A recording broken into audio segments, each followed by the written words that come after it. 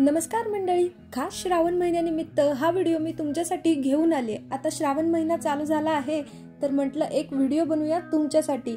अशा 10 शिव मंदिरांची मी खास लिस्ट देणार आहे जे की तुम्ही पुण्यातल्या सिटीमध्येच तुम्ही विजिट करू शकता।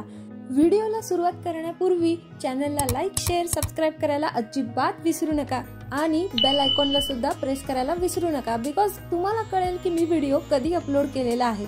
नंबर 1, ओंकारेश्वर मंदिर। ओंकारेश्वर मंदिर हे पुण्यातील शंकराचे एक पेशवेकालीन मंदिर आहे। मुठा नदीच्या काठावर प्रशस्त आवार असलेल्या या मंदिराला 9 कळस आहेत। अन्य मंदिरांप्रमाणे कीर्तिमुख उंबरठ्यात असतो। ओंकारेश्वर मंदिरामध्ये मात्र कीर्तिमुख कळसामध्ये आहे। मधल्या कळसामध्ये असलेल्या मोकळ्या जागेला तालीम असे म्हटले जाते। स्वातंत्र्य लढ्यात येथे गुप्त बैठका असत। महर्षी व्यास, दत्तगुरु, 2 सिंह आणि 4 साधूंची शिल्पे कळसामध्ये आहेत। वैशाखमध्ये चंदनाची पूजा आणि शंकराची बसलेली मूर्ती साकारली जाते। अशी सुंदर रचना व इतिहास असलेल्या मंदिराला नक्कीच भेट दिली पाहिजे आणि शंकराचे दर्शन घेतले पाहिजे। नंबर 2, भुलेश्वर मंदिर। भुलेश्वर हे पुण्याजवळील प्राचीन मंदिर असलेले ऐतिहासिक ठिकाण आहे। हे ठिकाण महादेवाच्या पांडवकालीन मंदिरासाठी प्रसिद्ध आहे।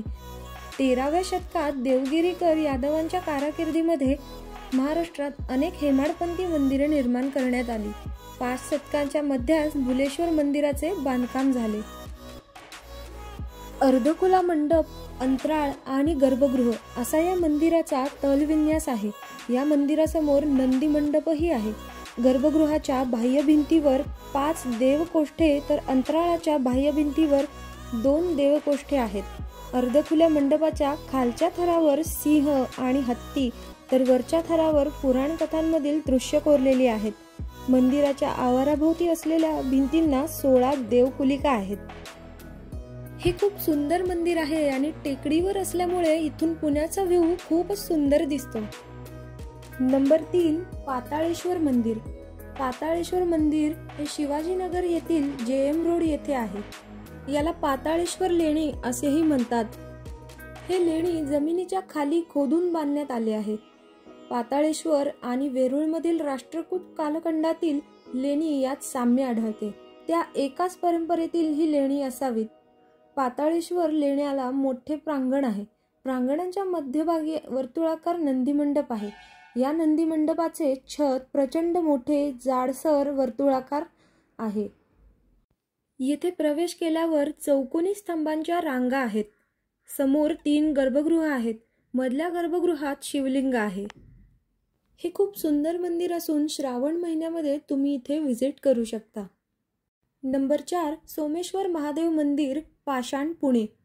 आज वेगाने विस्तारलेल्या पुण्यात या शहराचा पुनवडी ते पुणे हा प्रवास सांगणाऱ्या पाऊलखुणा ठिकठिकाणी पाहायला मिळतात।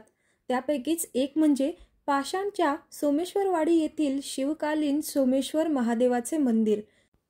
प्राचीन काळापासून हे स्थान जागृत स्थान म्हणून ओळखले जाते।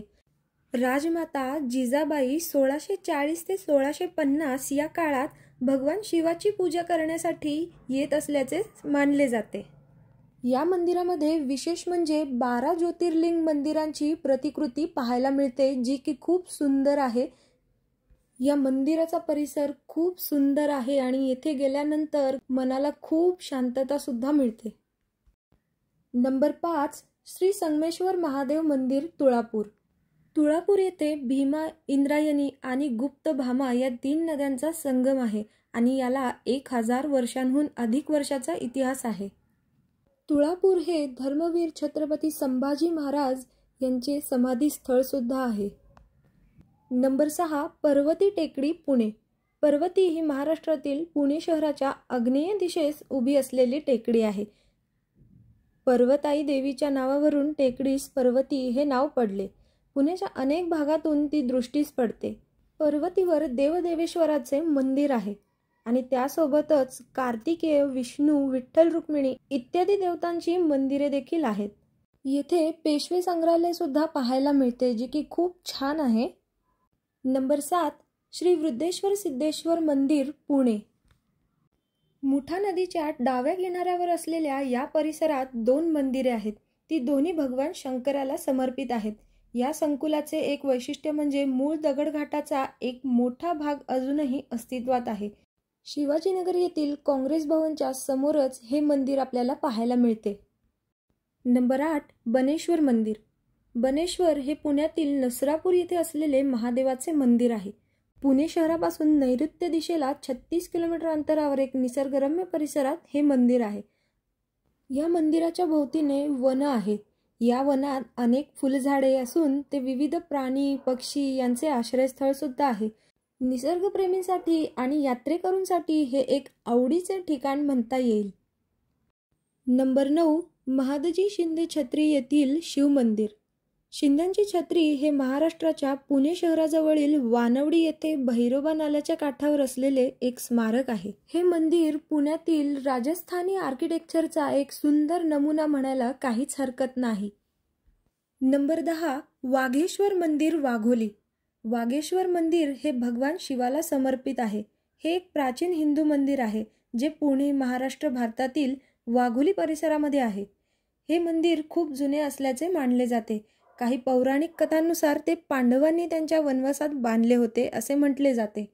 हे मंदिर काळ्या बेसॉल्टपासून बांधले गेले आहे आणि याच्या भिंतींवर हिंदू देवदेवतांचे कोरीव काम आहे. हे मंदिर सुद्धा खूप सुंदर आहे. तर मंडळी, ही होतील पुण्यातील 10 खास शिव मंदिरे जिथे तुम्ही जाऊन महादेवाचे दर्शन घेऊ शकता. तर श्रावण सोमवारी या मंदिरांना एकदा नक्की भेट द्या. आणि या व्लॉगमध्ये तुम्हाला कोणतं मंदिर सर्वात जास्त आवडलं हे कमेंट करून सांगायला विसरू नका. तर मित्रांनो, पुन्हा भेटू नवीन सफरनाम्यामध्ये नवीन व्हिडिओ घेऊन. तोपर्यंत बाय बाय, टेक केअर, जय महाराष्ट्र.